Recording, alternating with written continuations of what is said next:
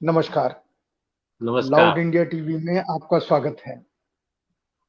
हम star journalist की series में हमारे साथ आज विष्णु नागर जी हैं। विष्णु नागर जी का परिचय हम उनसे भी लेंगे, लेकिन मैं आपको ये बताऊं कि पत्रकारिता में शुरू से दो धाराएं चली थीं, जिन्होंने सन 80 में अपने को विभाजित किया। 77 से 80 के बीच में पत्रकारिता में साहित्यकार ही पत्रकार माने जाते थे सन 77 तक, और उसके बाद फिर विभाजन हुआ कि पत्रकार अलग हैं, साहित्यकार अलग हैं। विष्णु नागर जी संभवतः उस परंपरा की आखिरी कड़ी में आते हैं, जो साहित्यकार हैं, कवि हैं, लेखक हैं, साहित्यकार हैं और पत्रकार भी हैं। इन्हीं सवालों के ऊपर, क्योंकि विष्णु जी ने जब वो पत्रकारिता शुरू की होगी, उस समय क्या तस्वीर थी और आज क्या तस्वीर है, आदि आदि चीजों के ऊपर हम बात करेंगे। पर सबसे पहले विष्णु जी, आपसे एक आग्रह है कि आप मैं हर एक से ये सवाल पूछता हूं कि विष्णु नागर नाम के शख्स को आप थोड़ा परिभाषित कीजिए, उसका विश्लेषण कीजिए कि ये शख्स कौन है, ये कहां से शुरू हुए और विष्णु नागर नाम जो देश में छाया या जो गूगल में है वो आया कैसे है। छाया वाया तो कुछ नहीं है। मैं थोड़े सा अपनी हल्की से अपनी यात्रा के बारे में बताऊं कि मैं जी। बस ऐसे ही बिना किसी योजना के, बिना दिल्ली में किसी परिचय के, एक मित्र के प्रोत्साहन पर बीए पास करके चला आया। और मैं सिवाय इसके कुछ नहीं जानता था कि दिनमान पत्रिका मुझे बहुत अच्छी लगती थी। और उस समय रघुवीर शाह इसके संपादक हुआ करती है, 1971 की बात है। जी। और उसमें कई लेखक थे, सर्वेश्वर दयाल सक्सेना थे, श्रीकांत वर्मा थे, प्रयाग शुक्ल थे, आदि लेखक उसमें थे। तो मैं दिनमान पत्रिका को बहुत पसंद करता था। और आज भी मैं मानता हूँ कि उससे बेहतरीन जो है साप्ताहिक न्यूज का पत्रिका जो है आज तक निकली नहीं, और निकाल भी नहीं सकता बिल्कुल। शायद कोई। मेरी बिल्कुल। गलत बिल्कुल। मान्यता हो सकती है, तो मेरा ऐसा नहीं, विश्वास सही, है। आप सत्य कह रहे जी। हैं। हिंदी पत्रकारिता में वो ऐसा मील का पत्थर है, जी। जो मील का पत्थर ही रहेगा, उसे अभी तक किसी ने क्रॉस नहीं किया है। जी। तो मैं किसी को, उनमें से भी किसी को नहीं जानता था। तो मैं एक मित्र के पास जयपुर गया था, जयपुर से दिल्ली आया, पुरानी दिल्ली रेलवे स्टेशन पे उतरा। मेरे पास एक रेगजीन का कंधा झोला था, बैग था। हम्म। उसमें एक आध कपड़े थे। एक शायद मुझे याद आता है कि शायद उसमें अंग्रेजी हिंदी डिक्शनरी थी, या वो नहीं थी, या कोई किताब थी। तो जी। वहाँ ही स्टेशन पर नहा धो के मैं दिनमान के पूछता पाछता दिनमान के दफ्तर आ गया। जी। और वहाँ मैं मिला। सर पहले सर्वश्री से मिला। फिर मैंने कहा मैं पत्रकारिता करना चाहता हूँ। तो उन्होंने कहा भाई मैं तो आपकी क्या मदद कर सकता हूँ, आप रघुवीर जी से मिलिए। तो हम्म। उन्होंने रघुवीर जी से मुझे मिलवाया। तो मैं एक छोटे से कस्बे मध्य प्रदेश का शाजापुर का था। जी। कॉलेज की पढ़ाई कोई बहुत स्तरीय तो तब भी नहीं थी, अब तो शायद होती और भी खराब है। थोड़ा बहुत मैंने बिल्कुल। अंग्रेजी सीखने का अपने तौर पर प्रयत्न किया था, ताकि मैं भविष्य में जानता था कि शायद मुझे पत्रकारिता ही करनी है, या नहीं भी करनी है तो इतनी अंग्रेजी आनी चाहिए कि कम से कम मैं अनुवाद कर सकूं, कुछ समझ सकूं। तो इतनी जी। तैयारी मैंने की थी। तो मैं आया और मेरे पास अपनी कोई पहचान नहीं थी सिवा अपनी कुछ आरंभिक किस्म की कविताओं के। तो वही जी। मैंने सर्वदाल जी को बताई। वो शायद बहुत उत्साहित नहीं हुए, क्योंकि वो थी ही खराब। मैं महसूस करता हूँ, उसको मैंने फेंक दिया। और उसके जी। बाद मैंने रघुवीर जी को दिखाया, क्योंकि मैं यही कह रहा हूँ, मेरे पास कोई पहचान दूसरी थी नहीं। तो उन्होंने बड़े ध्यान से उन कविताओं को देखा। और प्रतिक्रिया व्यक्त की और ये पहचानने की कोशिश की कि इस लड़के के पास एक सामाजिक राजनीतिक दृष्टि है। जी। तो उन्होंने मुझसे कहा कि हम हम आपसे कुछ हम आपको कुछ काम दे सकते हैं। हम्म। तो मैं छोटे कस्बे का आदमी, काम देने का मतलब जो है, मुझे लगा कि शायद नौकरी देना है, या मुझे वो स्पष्ट नहीं था। लेकिन जब मैं जी। वापस, मुझे अपनी माँ की याद, माँ अकेली थी, तो मुझे एकदम अचानक माँ की याद आई, तो माँ के पास गया। तो वहाँ हमें हमारे एक अध्यापक कॉलेज में हुआ करते थे, दिनकर पेंढारकर, उनसे मिला जी। और मैंने बताया कि ऐसा ऐसा मैं दिनमान गया था और रघुवीर जी से मिला था। उन्होंने कहा कि हम आपको कुछ काम दे सकते हैं। जी। तो वो भी जो है इस दिल्ली के संदर्भ को नहीं समझे थे कि इसका क्या मतलब हो सकता है। तो उन्होंने कहा कि तुम बेवकूफ हो जो वापस चले आए यहाँ। तो मैंने कहा, मुझे भी लगा कि मैंने बहुत बड़ी बेवकूफ़ी कर दी है। तो जी। तुरंत जो है वो मैं लौट आया। आया तो तब बांग्लादेश की लड़ाई चल रही थी, रघुवीर साहब वहाँ चले गए थे। जी। तो सर्वेश जी ने कहा कि, समझाया कि काम देने का मतलब ये नहीं है कि तुमको नौकरी दे देंगे, तुमको हम्म। मतलब लिखने का तुमको मौका देंगे। तो मेरा जो सारा सपना ढह गया। लेकिन अब दूसरी हम्म। बार, क्योंकि मैं एक बार जाने के बाद फिर अब वापिस आ गया था, तो अब मैंने निश्चय किया था कि जैसे भी हो यहाँ रहूंगा, कुछ भी करूंगा। तो किसी भी तरह रहा, गुजारा किया और फिर सर्वेश्वर जी की मदद से ही बहुत चप्पलें चटकाते समय 1 डेढ़ महीना हो गया। गर्मी के दिन थे, हालांकि हम्म। जवानी थी तो गर्मी कोई इतनी बहुत महसूस भी नहीं होती थी, थकावट भी जी। ऐसी नहीं होती थी, लेकिन परेशान जी। हो गया था कि, और ऐसा लगने लगा था कि यहाँ कुछ मिलेगा नहीं मुझे नौकरी। तो जी। अंतिम आशा जो है वो दिल्ली प्रेस थी, जहाँ के लिए, यहाँ एक जनरल मैनेजर हुआ करते थे, चंद्रमा प्रसाद खरे। तो जी। खरे जी से उनका परिचय था रघुवीर जी का। उन्होंने रघुवीर जी का नहीं, सर्वेश्वर जी का। तो उन्होंने पत्र लिखा और उन्होंने कहा कि आप 3 4 दिन बाद आइए, तब देखते हैं कहा। तो मैंने कहा अगर देखते हैं में यह हुआ कि भाई हम आपको नहीं ले सकते तो मैं चला जाऊंगा। जी। तो खैर, जब 4 दिन बाद, जितने दिन बाद कहा था, मैं गया और उन्होंने मुझे जो है कहा कि ठीक है, आप हमारे यहाँ काम कीजिए, हम आपको 200 रुपये महीना देंगे हम्म। और trainee, as a trainee journalist रखेंगे और आप मुक्ता में रहेंगे।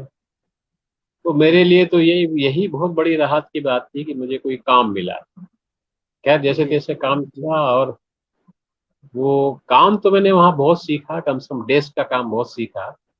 लेकिन इतना काम होता था और मेरे इमीडिएट बॉस थे, वो इतना लताड़ते रहते थे, मेरी शिकायतें करते थे कि 3 महीने बाद एक दिन में छुट्टी चले गए। और उन्होंने, वो मालिक से मेरी शिकायत करते रहते थे, या क्या, परेश नाथ जी से शायद, कि ये लड़का जो नहीं, है कुछ परेश जी करता नहीं, नहीं। परेश जी या विश्वनाथ जी कौन थे उस समय संपादक? नहीं, विश्वनाथ जी शायद उस समय काम नहीं देखते थे, आते होंगे थोड़ी देर के लिए, लेकिन परेश नाथ जी अच्छा, जो है परेश काम जी थे। देखते। परेश जी जी। संपादकीय काम देखते थे। तो हम्म। उन्होंने उनसे शिकायत की। तो उन्होंने कहा ये फला चीज लाई है। मैंने कहा मुझे नहीं मालूम वो कहाँ रख गए हैं। हम्म। तो वो भड़क गए कि आपको तो कुछ काम नहीं आता है, ये नहीं आता है, वो शिकायत करते रहते हैं। मैंने कहा शिकायत करते रहते हो, ये लीजिए त्याग पत्र मेरा। और तुरंत चला हम्म। आया। खैर, जब मैं हम्म। कुछ अपना बकाया वकाया लेने गया था, खरे जी ने मुझे डांटा कि भाई रखा मैंने हम्म। था तुमको, तुम चले कैसे है। खैर, तो इस तरह यात्राएं शुरू हुई। फिर 3 महीने नौकरी चली। फिर इस तरह चलता रहा, कभी नौकरी मिली, कभी नहीं मिली, कभी अपनी हम्म। बेवकूफ़ी में छोड़ दी। तो एक अच्छी नौकरी उस जमाने के हिसाब से 600 रुपये महीने की मिली थी मुझे। पीलू मोदी का अखबार था, क्या नाम मुझे याद नहीं, हिंदी में निकलता था वो। लेकिन वो अकेला इस होल सोल में ही था, उसमें ट्रांसलेशन भी मुझे करना है, प्रूफ भी मुझे देखने हैं। लेकिन पैसा मुझे, वो 600 रुपये उस जमाने में बहुत अच्छी चीज होती थी।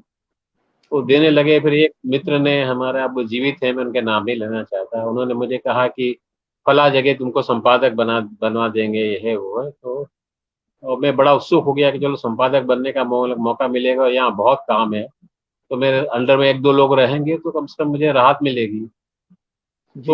वो इतना आश्वस्त करते थे कि मैंने फिर वो नौकरी जो है छोड़ दी। उन्होंने कहा कि आपका कुछ पैसा मैं बढ़ा दूंगा, लेकिन मैंने इलूजन, मैं तैयार नहीं हुआ, इलू मैं मोदी छोड़ ने कहा, दिया।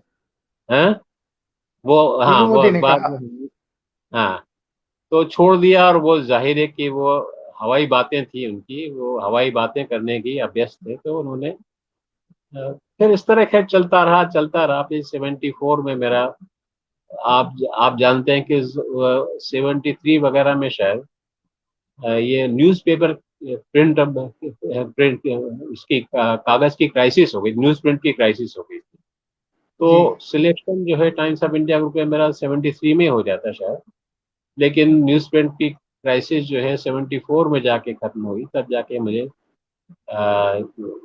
जो है वो मौका मिला टाइम्स ऑफ इंडिया ग्रुप में आने का, और वहाँ काम किया। फिर तो रास्ता चल ही निकला, धीरे धीरे।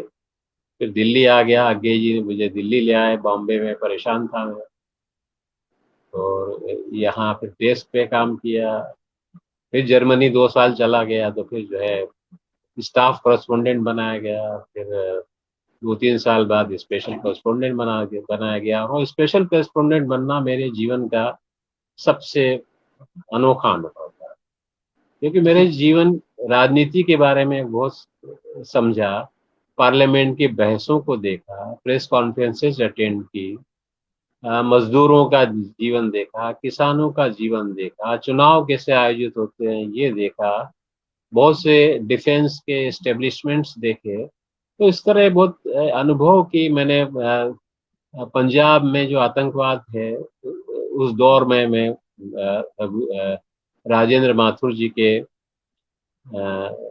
से कहा कि मैं वहां जाना चाहता हूँ। उन्होंने मुझे इस जमाने में 1 लाख रुपए का बीमा करवाया। मैंने अपनी ओर से कुछ नहीं कहा था, लेकिन वो खतरे देखते 1 लाख रुपए का बीमा उन्होंने करवाया, और मैं गया। और जाहिर है कुछ जी। नहीं हुआ मुझे। और इस तरह फिर जो ये 1984 में जो गैस कांड भोपाल का हुआ था, उसकी कवरेज, जैसे बहुत सी कवरेज में करता रहा। फिर आप जानते हैं कि हिंदुस्तान ग्रुप में आ गया, आलोक मेहता मुझे ले आए। उनके जाने के बाद फिर मृणाल पांडे आई, तो उन्होंने मुझे कादम्बरी का जो है वो एसोसिएट एडिटर बना दिया, फिर एग्जीक्यूटिव एडिटर बना दिया। फिर आलोक मेहता मुझे नई दुनिया में ले गए, वहाँ 2 साल काम किया।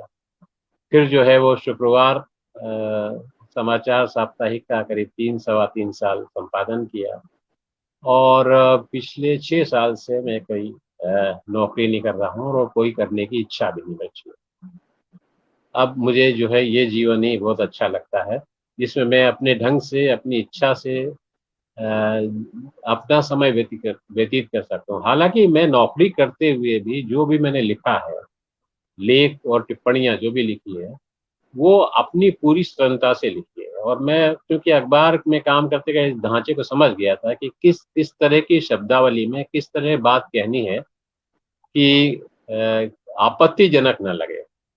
तो अपनी बात कही जाए, लेकिन ऐसे ढंग से कही जाए कि वो एक नवभारत टाइम्स या हिंदुस्तान जैसे अखबार में छप सके। तो ये यात्रा है। ओके।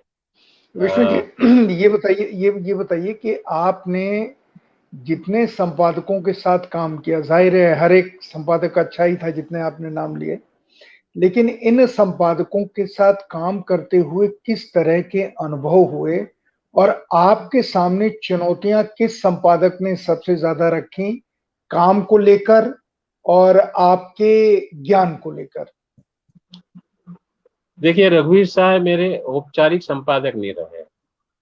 क्योंकि मैं नवभारत टाइम्स में आ गया था तब अज्ञे जी थे। और मेरी वो स्वयं भी जो है मैंने रघुवीर साहब की जीवनी लिखी है, तो अगर आप वो देख सकें, तो रघुवीर साहब खुद नवभारत टाइम्स में थे, और वो खुद दिनमान में जाने के लिए उत्सुक नहीं थे। करीब 4 साल उन्होंने नेगोशिएशन में लगाए, तब जाके गए थे। तो रघुवीर साहब जी। भी ये समझते थे कि मैं एक दैनिक अखबार में हूँ, और ठीक ठाक वहाँ जगह मेरी है। तो उन्होंने मुझसे कभी ये आग्रह नहीं किया कि आप यहाँ आइए। और लेकिन मेरे साथ, उनके साथ काम करने का जो है मुझे सबसे अच्छा, उन्होंने मुझे कई चुनौतियां जो है दी। जैसे कि मैं, पहली जो टिप्पणी मेरी छपी बिना नाम के, उन्होंने मुझसे कहा, शायद उनके बच्चे तब पांचवी पांचवी क्लास की शायद बात थी, 5वीं क्लास में उनके बच्चा कोई पढ़ता होगा, उनकी उसकी समाज विज्ञान की किताब उन्होंने देखी होगी। तो उन्हें जिसमें कुछ आपत्तिजनक लगा और उन्होंने कहा कि आप ऐसा कीजिए कि जो एनसीईआरटी की किताब 5वीं क्लास में चलती है उसे पढ़िए और देखिए कि समाज विज्ञान के नाम पर क्या क्या पढ़ाया जाता है। तो फिर मैंने वो जी किताब खरीदी, पढ़ा और फिर पसीना आ गया मुझे, क्योंकि दिनमान का इतना नाम था और मैं बिल्कुल अनजान था। मैं जानता हूँ कि वो किस तरह लिखा अभिनव, तो लिख के मैंने दिया और वो दो दो एक हफ्ते नहीं छपा, तो मैं समझ गया बेकार है, खराब है, इस दरमियान के स्तर का नहीं है। लेकिन बाद में रघुवीर जी ने देखा तो उनको पसंद आया, फिर सर्वेश्वर जी को भी पसंद आया, फिर नेत्र सिंह रावत ने उसके प्रूफ देखे थे, उनको भी बहुत पसंद आया और फिर एक सिलसिला शुरू होगा। तो उनके साथ सबसे बढ़िया बात जो मुझे लगी, एक डेमोक्रेटिक फ्रीडम जो है मैंने महसूस की। मेरी तो कोई हैसियत नहीं थी, मैं तो फ्रीलांसर से शुरू किया था और कई बार मैं अपनी असहमति जो है बहुत, मुझे उन्होंने काम दिया था। एक उस समय टाइम्स ऑफ इंडिया ग्रुप के एक डायरेक्टर हुआ करते थे, मैं उनका नाम नहीं लेना पसंद करूंगा। तो किसी कारण से चाहते होंगे कि उनका, वो हिंदी वाले भी थे, तो वो चाहते होंगे कि इंटरव्यू किया जाए। मैंने कहा देखिए, वो उनकी पर्सनैलिटी जो है बहुत ही स्लिपरी है, वो कभी ये हैं, कभी वो हैं, कभी फला हैं, मतलब मैं ऐसे लोगों से बात नहीं कर सकता। तो उन्होंने कोई ऑब्जेक्शन नहीं किया और ये नहीं कहा कि अच्छा इसका नाम काट देते हैं, ऐसे संपादक हो जाते हैं भाई। और ऐसे कई बात, मतलब असहमतियां मैंने जाहिर की अपनी सबसे बुरे दिनों में भी, लेकिन उन्होंने कभी इसका बुरा नहीं किया। तो एक तो मुझे सबसे जी पहला अनुभव, इसके कारण मुझे बाद में धार्मिक में समस्या, धर्म के लिए जो लिखाई मैंने, मतलब मुझे ट्रेनिंग में भी नहीं, फिर इतने नाराज हो गए धर्मी भारती की ट्रेनिंग भी नहीं करनी थी उन्होंने। उससे प्रॉब्लम हुई क्योंकि धर्मी भारती एक अलग तरह के आदमी थे, वो इस तरह के डेमोक्रेट नहीं थे। खैर, जी तो एक रघुवीर शाह है जिनके साथ मैंने काम नहीं किया फॉर्मली, लेकिन जिनके लिए लगातार लिखता रहा, तो वो उनका मुझ पे बहुत, मैं मानता हूँ कि मुझे बहुत सुख दिया। और दूसरा, अज्ञे जी ने कोई, मुझे मुझे लगता है कि कोई नवा टाइम्स में कोई बड़ा काम नहीं किया, लेकिन लिखने की फ्रीडम जो है उनके समय भी मुझे मिली। उन्होंने काम मुझसे कई करवाए। जैसे उस समय एक वार्षिक पत्रिका निकलती थी शायद संवत्सर नाम से, तो जी उसमें मुझे अपना सहयोगी बनाया, उसमें मुझे लिखता भी था और उन्होंने एक लाइन भी मेरी नहीं काटी। तो और मुझे नाटकों पर जो है, नाटकों की रिव्यू लिखने का काम उन्होंने खुद अपनी पहल पे दिया। तो वो भी मेरे लिए, मेरा कोई बहुत नजदीकी संबंध उनसे कभी नहीं रहा, लेकिन काम करने का एक अच्छा मौका। इसके पहले शायद उसके पहले ही थे आनंद जैन, या शायद बाद में आए। तो उन्होंने भी उनके साथ बॉम्बे में भी रहा था और यहाँ भी रहा, उन्होंने मुझे काफी काम करने का मौका दिया। सबसे ज्यादा जी मैं अनुग्रही हूँ राजेंद्र माथुर जी का। जी उन्होंने मुझे जो है लगभग, मैं हर सप्ताह एक टिप्पणी जो है, वो एक आपको याद होगा 8वां कॉलम नाम से एक छपता था जीवन बिल्कुल के विविध बिल्कुल पहलुओं पर, तो उसमें लगभग मैंने हर हफ्ते लिखा। और फ्रंट पे, मतलब मुख्य आर्टिकल भी मैंने कई बार लिखे। और कभी ऐसा नहीं हुआ कि उन्होंने छापने से मना किया। तो हर तरह से कभी, मतलब मुझे इतनी इतनी, और माथुर साहब इतने सहज आदमी थे कि अगर उनका मन हुआ कि विष्णु नागर से कोई बात करनी है, और मैं तो तब पहले स्टाफ करस्पॉन्डेंट था, भी स्पेशल करस्पॉन्डेंट होके, तो आ गए मेरे पास, आ गए, बैठ के बात कर रहे हैं। और ये सबके साथ था। मैंने ये भी देखा कि उनका कि आए हैं और पता लगा कि कोई डेस्क पर कोई आदमी नहीं आया है, तो आके वो खुद तार चाटने लगे, खुद खबरें बनाने लगे। तो ऐसे सहज जो है संपादक जो है, बड़ी मुश्किल से मैंने हिंदी मिलते हैं। पत्रकारिता में लगभग नहीं देखे। तो पर नौ उनका पर मुझ पर नवभारत जो टाइम नवभारत विष्णु टाइम्स में। विष्णु जी, नवभारत टाइम्स में अज्ञे जी से लेके माथुर साहब तक कई संपादक आए, विद्या हाँ देखिए, निवासी आप, आए, हाँ बहुत विद्या सारे निवास लोग जी आए। आए, लेकिन विद्या निवास जी से अपना कोई संबंध नहीं बना। उन्होंने वो ये जानते थे कि मैं थोड़ा वामपंथी हूँ। कितना वामपंथी हो तो मैं भी नहीं जानता, लेकिन वो जानते थे, तो उन्होंने, वो आप जानते हैं कि दूसरी लाइन के आदमी थे, तो उनको लगा कि मैं जो है उनके लिए उपयुक्त नहीं हूँ, तो उन्होंने मुझे अलग डाल रखा था कि ठीक है काम करते रहो, पर मुझे भी इससे कोई दिक्कत नहीं थी, क्यों अपना अपना मैं काम, दूसरा काम जब साहित्य के काम करता था, पढ़ता लिखता था। तुमको नहीं करवाना है तो मुझे क्या, मेरी नौकरी तो है ना। तो तुम, बिल्कुल आप नहीं बिल्कुल। करवाना चाहते मैं तो ठीक है, मुझे क्या दिक्कत है। तो उस तरह उन्होंने कोई तंग भी नहीं किया मुझे, लेकिन बहुत वो आगे बढ़ने के मौके भी नहीं दिए। तो ये कुल मिला के एसपी सिंह भी हमारे फिर उसके बाद तक, उस समय तक संपादक रहे, लगभग जी 2 साल रहे। जी। 2 साल ही 1 साल रहे मुझे, आपको ज्यादा सही याद होगा। तो एसपी भी मेरा 2 साल लिखना थे।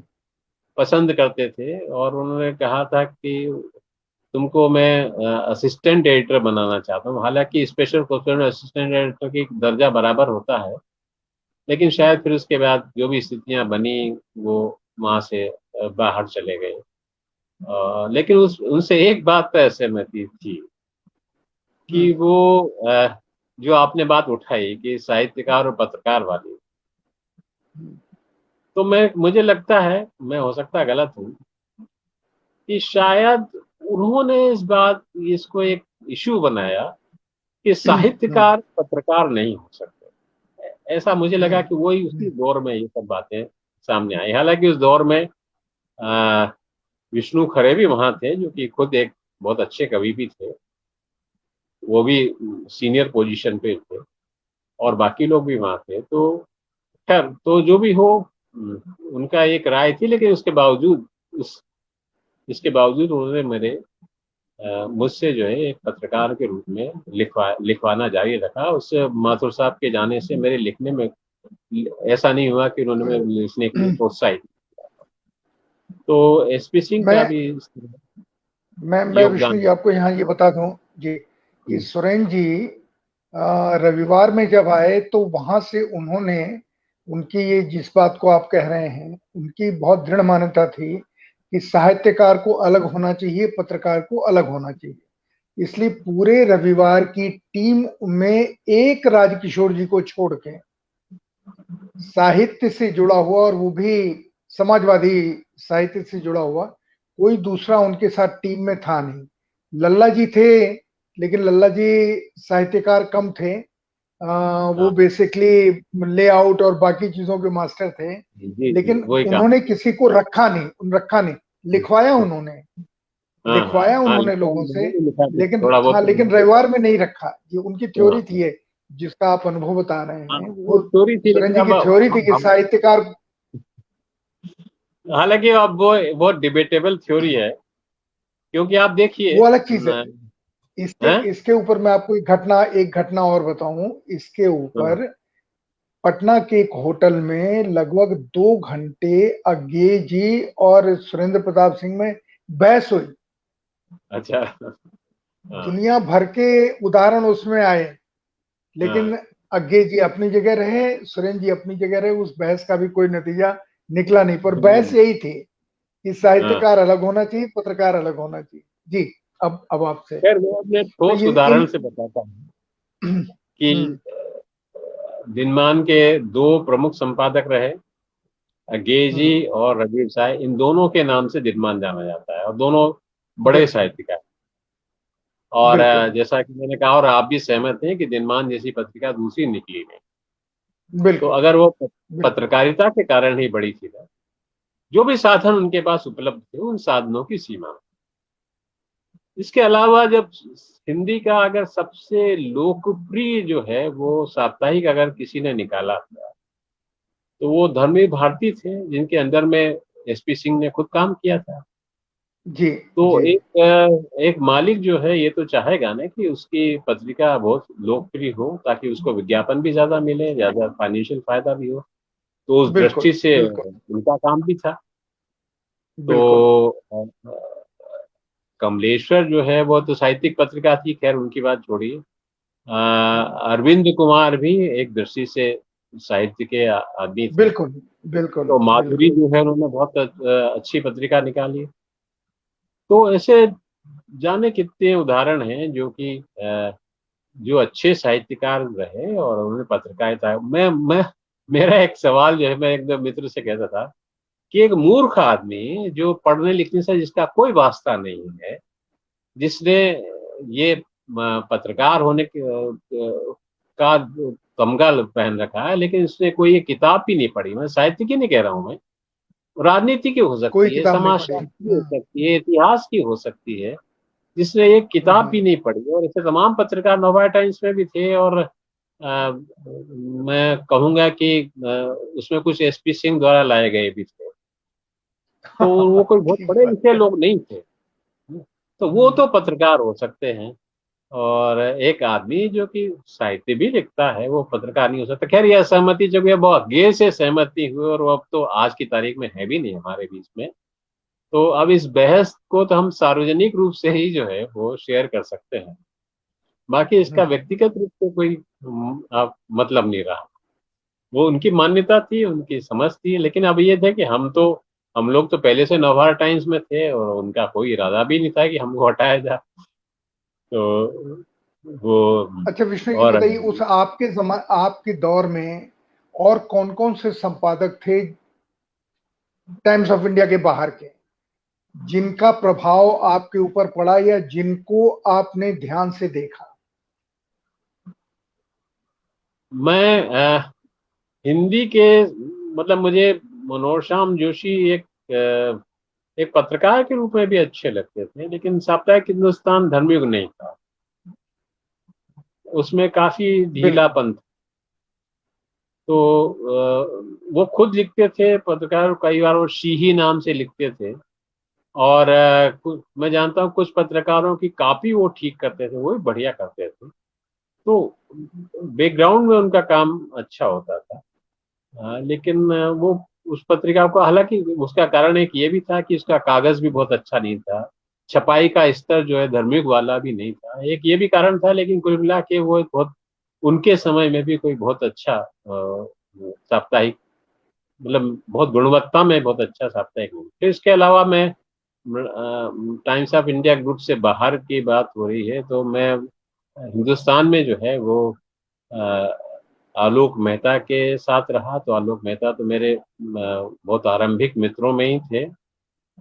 तो उन्होंने भी मुझे नई दुनिया में और हिंदुस्तान में काफी लिखने के मौके दी।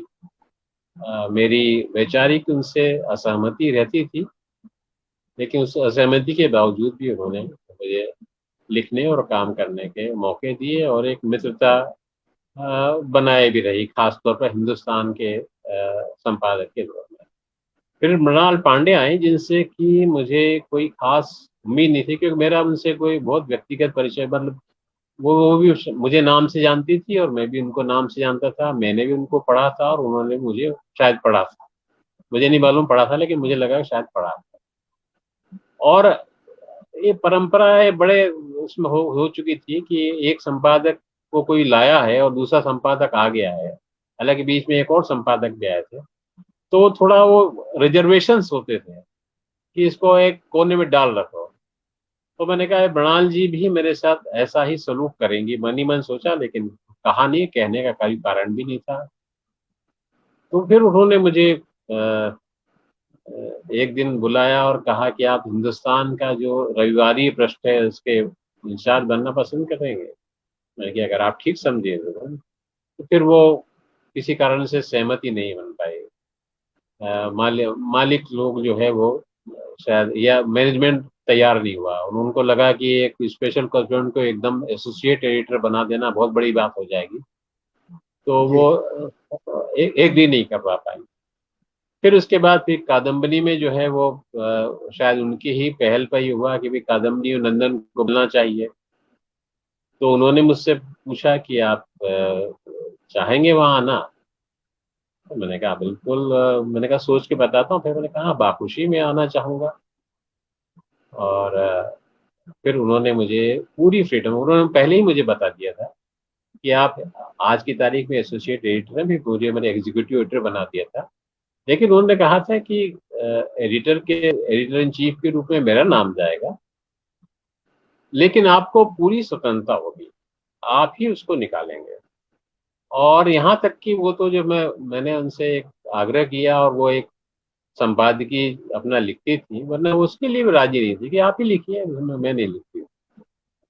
तो उन्होंने, मैं काफी काफी 5.25 5.5 साल जो है उसका वर्चुअल संपादक रहा। तो पूरी फ्रीडम के साथ मैंने काम किया, और थोड़ी थोड़ी जो है वो कभी कभी थोड़ी उलझन भी होती थी, वो तो होती ही है, तो वो कोई ऐसी बहुत महत्वपूर्ण बात नहीं। तो ये इन विष्णु जी, संपादकों। विष्णु जी, हाँ विष्णु जी, मैं इसलिए रोक रहा हूँ क्योंकि मैं थोड़ी ज्यादा चीजें और एक दो जानना चाहता हूँ। जी जी। मुझे ये बताइए कि आपने बीच में कहा कि मैं वामपंथी विचारों से प्रभावित रहा हूँ। हम्म। वामपंथी विचारों से प्रभावित होने का आपके लेखन के ऊपर क्या असर पड़ा, या रिपोर्टिंग पे क्या असर पड़ा, और उस असर देखिए को आपके संपादकों ने, आपके सहयोगियों ने किस रूप में देखा?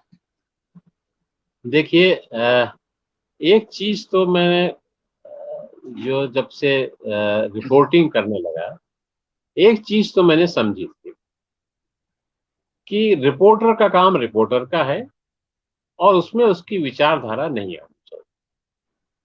तो हम्म, मान लीजिए पार्लियामेंट में बोले, और उस दिन जो है आडवाणी जी जो है, उनकी मैं तमाम जो है वो राम मंदिर आंदोलन में उनका जो कुछ था, मैं उसको बहुत ही मतलब मेरे अंदर बहुत तकलीफ होती है उस रोल से। पर वो एज ए हम्म, पार्लियामेंटेरियन जो है बहुत योग्य थे। आप तो खुद संसद में रहे हैं, तो आप जानते हैं। जी जी, जी जी, तो अब मान लीजिए कि उन्होंने कुछ ऐसा बोला है जो खबर बनती है, या उसमें बहुत बहुत वैलिड पॉइंट्स उन्होंने उठाए हैं। तो क्या मैं वामपंथी होने के कारण जो है वो उनके महत्वपूर्ण भाषण को न दूं, मैं फिर एक मार्क्सवादी कम्युनिस्ट पार्टी या सीपीआई वाले को दूं? नहीं, ऐसा मैंने नहीं किया। दूसरा, एक मैं जानता था कि किसका रिप्रेजेंटेशन कितना है संसद में, वो भी एक ध्यान रखने की बात हम्म, है, और कौन प्रभावशाली वक्ता है ये भी ध्यान रखने की बात है। तो मैंने, जहां तक मैं समझता हूँ, रिपोर्टिंग में मैंने अपनी विचारधारा को नहीं आने दिया। जो न्यूज की दृष्टि से जो महत्वपूर्ण है उसी की तरफ मेरा ध्यान रहा, ऐसा मैं तो मानता हूँ। और मैंने इसमें इवन जब शुक्रवार में आया तो मैंने न्यूज वाला तो जो है वो उसको सेक्रोसेंट रहने दिया, लेकिन हाँ, संपादकीय में मैं अपने अपनी दृष्टि जो है वो सामने रखता था, और किसी कम्युनल जो है प्रोपेगेंडा को मैं जगह नहीं दे सकता था। तो ये तो जरूर किया, लेकिन ये अपने रिपोर्टिंग में मैंने उसके साथ घपला नहीं किया। हाँ, मैं संपादकीय पृष्ठ पे लिखता था, नवभारत टाइम्स में लिखा, हिंदुस्तान में, वहां अपना दृष्टिकोण रखता था। वो मेरा पेज, वो मेरा मतलब, वो मेरे नाम से छप रहा है। यहाँ भी खबरें भी कई बार नाम से छपती थी, लेकिन उसमें मैंने वो चीज नहीं की। ये चीज तो मुझे पत्रकारिता ने सीखी, तो इसका मेरे उस पर असर नहीं पड़ा। दूसरा ये कि ये मैंने हमेशा आज भी मैं करता हूँ कि जो वामपंथी नहीं है, लेकिन कुल मिला के सेकुलर और डेमोक्रेट, उनके लेख में आज भी पढ़ता हूँ। जैसे प्रताप भानु मेहता का मैं एक रेगुलर मेहता, पाठक।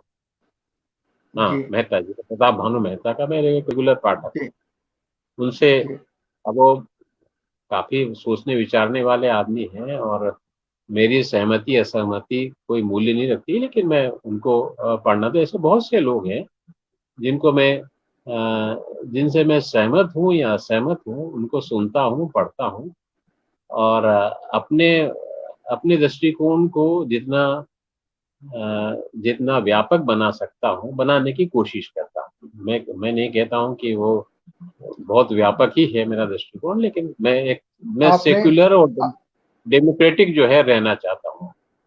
जी।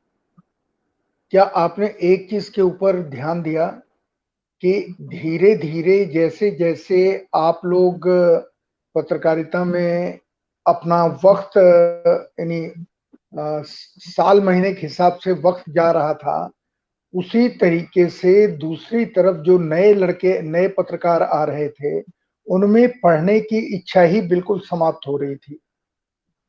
आज तो हालत ये है कि आप किसी भी टेलीविजन या अखबार के संपादक या विशेष संवाददाता से 5 किताबों के नाम पूछिए कि आपने जो पिछले 1 साल में या 2 साल में पढ़ी हो, कोई भी अंग्रेजी हिंदी की, तो मुझे नहीं लगता विष्णु जी कि एक भी आदमी 5 किताबों के नाम बता पाएगा कि हमने पिछले 2 साल 3 साल में पढ़ी हैं।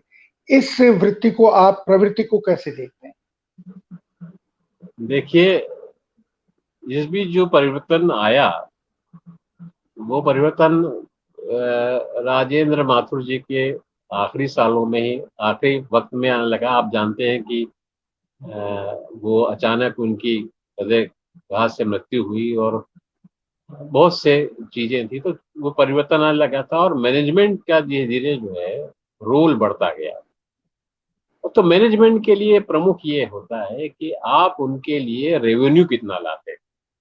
तो आज भी वैसे बहुत से संपादक हैं जो आप बता रहे हैं कि वो अ, जैसा बता रहे हैं वो ठीक ही बता रहे हैं कि 5 किताबों के क्या, वो 5 अच्छे जर्नलिस्टों के जो कि अंग्रेजी के ही बता दें वो नहीं जाते। हम्म। जबकि एक जमाने में तमाम ऐसे हिंदी के पत्रकार तो रहे ही है। बिल्कुल। आप देखिए बिल्कुल। श्यामलाल जैसे जो है पत्रकार टाइम्स ऑफ इंडिया के थे, और वो बिल्कुल। हर हफ्ते एक किताब पर जो है वो एक एक लेख लिखते थे, और अंग्रेजी के वो लिखते ही थे। उन्होंने गजानन माधव मुक्तिबोध पर जो है पर भी लेख लिखा था। तो और वो मैं समझता हूँ कि टाइम्स ऑफ इंडिया के इतिहास के वो सबसे बड़े संपादकों में से थे। अगर एकमात्र नहीं थे तो बड़े संपादकों में से थे। तो जी। ये सही है कि ये लिखने पढ़ने की प्रवृत्ति, क्योंकि उनको मैनेजमेंट को जो चाहिए वो काम करने। आज बहुत से संपादक हैं जो बहुत सालों साल इस जमाने में, जबकि नौकरियां जो है संपादक की कुछ तय नहीं होती, आज वो प्रिय है कल जो है बहुत अप्रिय हो सकता है। तो ऐसे संपादक भी हैं जो कि सालों साल बने हुए हैं, जिनका पढ़ने लिखने से वास्ता नहीं है और पढ़ने लिखने वालों से नफरत करते हैं। ऐसे लोगों को मैं जानता हूँ। तो वो, और उनको कोई जरूरत भी नहीं है ऐसे लोगों की। उनको स्टार जो चाहिए, सो कॉल्ड स्टार, जो खासतौर पर अब तो कुछ अखबारों में प्रवृत्ति हुई है कि अंग्रेजी के जो स्टार पत्रकार वो चाहिए उनको। हम्म।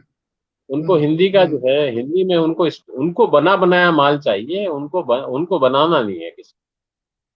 तो अब ये तो जो कुल मिला के जो सब कुछ संपादक, अब आज की तारीख में मुझे नहीं याद आता कि टाइम्स ऑफ इंडिया का कौन सा संपादक था। जबकि पहले हम संपादक के नाम से गिरिलाल जैन के बिल्कुल। नाम से जानते बिल्कुल। थे, दिलीप बिल्कुल। भटगांवकर के नाम से बिल्कुल। जानते थे, श्यामलाल के नाम से जी। जानते थे। आज जो है आप बड़े से बड़े अखबार के हिंदुस्तान टाइम्स का मुझे नहीं मालूम कौन है। बिल्कुल। तो बिल्कुल। आज तमाम अखबारों के संपादकों की, यार नवभारत टाइम्स का संपादक ही, मतलब मैं छोड़िए अंग्रेजी के हुए, नवभारत टाइम्स का संपादक कौन है मैं नहीं जानता। क्योंकि मालिक नहीं चाहता है कि उसके संपादक को जो है जाना जाए। तो और अब छोड़िए, बहुत सी बातें हैं। तो ये बिल्कुल। मैनेजमेंट का जो है रुख है उसमें परिवर्तन, वरना जो है ऐसा क्यों था कि भाई दिनमान का संपादक जो है अज्ञे को बनाया गया, फिर नवभारत टाइम्स में लाया गया, फिर राजेंद्र माथुर जैसे पढ़े लिखे संपादक, और फिर एसपी सिंह जो है अपने पत्रकारिता में अपने रविवार के रूप में एक सफल संपादक बने, उनको लाया गया। तो निवास जी जो है वो, उनसे जो भी असहमति हो, वो पत्रकार थे या नहीं थे वो दूसरी बात है, लेकिन अपनी अपनी दुनिया में उनका नाम तो था। और एक बिल्कुल। जमाने में तो अशोक वाजपेयी को भी जो है वो नवार टाइम्स का संपादक बनाने की बात हुई थी, वो नहीं आए और समझदारी की उन्होंने, वो अच्छी अच्छी बात है। लेकिन ये भी बात थी कि उनको भी लाने की बात थी। तो आप जो ये, अब जो है किसी भी ऐसे आदमी को जो कि दक्षिणपंथी रुझान का ना हो, जो दलाली का काम ना कर सकता, मैं साफ साफ कहना चाहूँ दलाली का काम ना कर सकता हो, उसमें सफल ना हो, ऐसे बहुत रेयर ही कोई संपादक होगा जिसको मालिक बर्दाश्त कर सकते होंगे। शायद किसी कुछ कुछ अखबार ऐसे जरूर होंगे जहां ये स्थितियां नहीं होंगी। वरना एक उस समय भी टाइम्स ऑफ इंडिया ग्रुप में, हिंदुस्तान टाइम्स ग्रुप में संपादकों पर, जहां तक मैं जानता हूँ, कि वो विज्ञापन लाएं या मालिकों से वो रिश्ते ठीक करें, ये दबाव अगर संपादक खुद ही जो है अपनी इच्छा से करना चाहे तो अलग बात है। लेकिन मालिकों की ओर से ऐसा दबाव आता होगा, ऐसा मुझे मुझे नहीं मिला, क्योंकि मेरे एक दो मित्र हैं जो कि शीर्ष पे रहे हैं, तो उससे मुझे पता है कि वो उनकी ओर से कोई दबाव नहीं आता था कि आप हमारे लिए ये करिए वो करिए। लेकिन बाद में आप विलिंगली अब करना चाहें तो इस्तेमाल करेंगे जी, फिर आपको।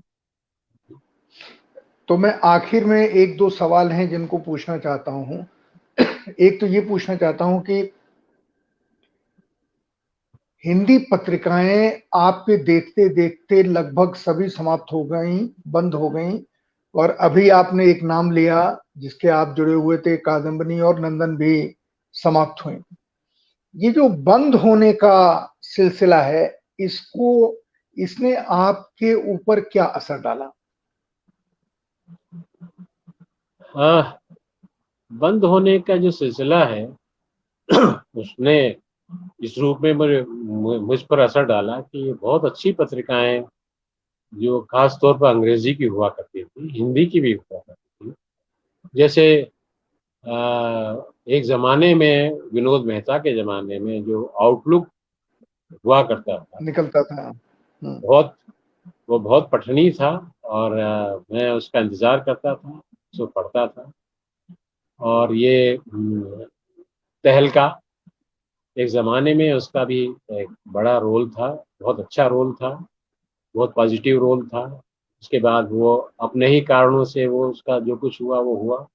लेकिन आज की तारीख में आउटलुक निकलता है या नहीं निकलता है, तहलका निकल रहा है या नहीं निकल रहा है, कोई इसकी परवाह नहीं करता। इवन जो है इंडिया टुडे निकल रहा है तो मालूम है, लेकिन इंडिया हम्म। टुडे जो है हिंदी का और अंग्रेजी का अब कोई खास मायने, जो कि इस जमाने में जो है वो, मुझे याद है कि रघुवीर साहब पे ये दबाव था अशोक जैन की तरफ से, उनके मालिक की तरफ से, कि इसको आप जो है दिनमान को इंडिया टुडे बनाइए। यानी वो जी। व्यावसायिक रूप से इतना सफल था और पत्रकारिता के रूप में। तो आज जो है वो उसका भी कुछ अता पता नहीं है। तो हिंदी में अब कोई लगभग कोई ऐसी कोई अ, कोई पत्रिका नहीं है। लगभग कोई और पत्रिका नहीं बची। नहीं। एक एक बिल्कुल। एक और ये जरूर है, क्या नाम उसका, कैरवान जो है, इसने इसकी जी। पत्रकारिता को एक जरूर एक बड़ी मान्यता मिली है। और ये हाँ। जो और हिंदुस्तान फ्रंट लाइन जो है, फ्रंट लाइन भी एक तो, महत्वपूर्ण है। तो ये एक दो चीजें बची हैं, बाकी हिंदी में तो कोई ऐसी पत्रिका है ही नहीं आज की तारीख। बिल्कुल। तो ये बिल्कुल। लिखने का जो एक स्पेस बना हुआ था, और एक अच्छे संपादकों के आने का जो सिलसिला बना हुआ था, वो वो टूटता चला गया। और आप जो है आज आज आज की तारीख में अखबार एक हल्के फुल्के मनोरंजन की साधन बन गए हैं। उसके बाद जो है सोशल मीडिया आ गया है, टीवी के इतने सारे चैनल आ गए हैं। तो शायद अब हिंदी हिंदी का समाज और अंग्रेजी का समाज भी अब पत्रिका की बहुत जरूरत महसूस नहीं करता। देखिए भी कारण। नहीं, पत्रिका की जरूरत महसूस नहीं करता या अच्छी पत्रकारिता की जरूरत महसूस नहीं करता। मैं अच्छी इसलिए कह रहा हूं। पत्रकारिता आज की तारीख में क्या संभव है? आज जो है सचमुच कोई करना चाहे तो जो इस समय जो रेजिम है, जो शासन है, उसने तो अच्छे अच्छे पत्रकारों को किनारे कर दिया, करवा दिया। आप तुलना करें कि 2014 के पहले तमाम चैनलों पर जो बहुत से पत्रकार आया करते थे, आज वो कहाँ है? उनको बाहर करवा दिया गया। बिल्कुल। किस तरह के चैनल के जो एंकर हैं, वो किस तरह की हिम्मत करते हैं, किस तरह का दुस्साहस करते हैं, किस तरह की सांप्रदायिक द्वेष फैलाते हैं, उसकी तरफ कोई जो है कोई तवज्जो नहीं देता।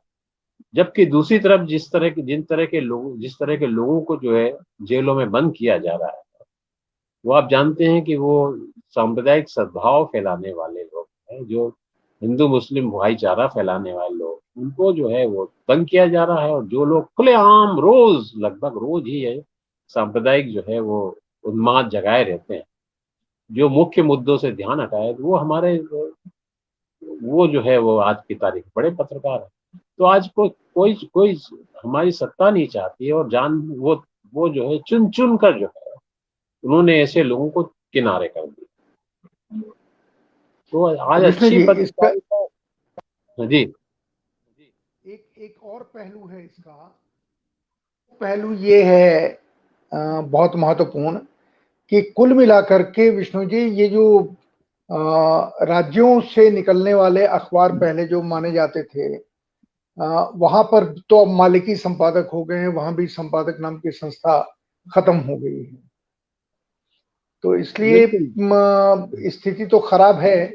अब आखिरी सवाल आपसे यही पूछना है कि आपको क्या लगता है, भविष्य में पत्रकारिता में कुछ गुणात्मक परिवर्तन होगा, या जैसा चल रहा है इससे और बिगड़ेगी स्थिति, और जिसका कुछ दोष पाठकों के ऊपर या जनता के ऊपर भी है? बिल्कुल। एक तो जो राजनीतिक माहौल बिगड़ा है, वो माहौल जो है वो दुरुस्त कब होगा या नहीं होगा, हम कुछ नहीं जानते। और दूसरा जो है, उसने हमारे जिस पाठकों और दर्शकों को जिस तरह का बना दिया है, उनको दूसरे लेवल पर लाना एक बहुत कठिन काम तो होगा, वो दुस्साध्य काम होगा। जैसे कि इस देश को दोबारा उठाना जो है, आर्थिक रूप से और सामाजिक रूप से और राजनीतिक रूप से उठाना एक कठिन काम होगा। लगभग वो उसके लिए बहुत साहसी आदमी और बहुत कल्पनाशील आदमी चाहिए। वैसे ही ये पत्रकारिता को भी दोबारा जो है वो कम से कम उस स्तर पर लाना जिस स्तर पर जो है आउटलुक था कभी, या तहलका था, या तमाम दूसरी पत्रिकाएं थी, लाना तो कठिन है। हालांकि अब अंग्रेजी में कुछ हो रहा है, जैसे कि द वायर है। वायर ऐसे महत्वपूर्ण कुछ ऑनलाइन जो है वो भी अच्छा काम कर रहे हैं, क्योंकि उनका प्रभाव सीमित है, इसलिए शायद सरकार की निगाह उतनी उन पर नहीं है। शायद उनको लपेटना उनका इतना आसान भी नहीं है। तो वो तो कुछ काम ऐसे कई हैं जो अच्छा काम कर रहे हैं। देखिए, ये जो हम पारंपरिक पत्रकारिता जिसको जानते हैं, उसकी गति तो बहुत खराब है, और वो उसका दोबारा उठ पाना मैं तो देख नहीं पा रहा। तो विष्णु जी, आपको बहुत बहुत धन्यवाद कि आप आए और आपने धन्यवाद आपका, बहुत सारी आपने चीजों पे बहुत सारी टिप्पणियां की, और टिप्पणियां बहुत सार्थक टिप्पणियां हैं।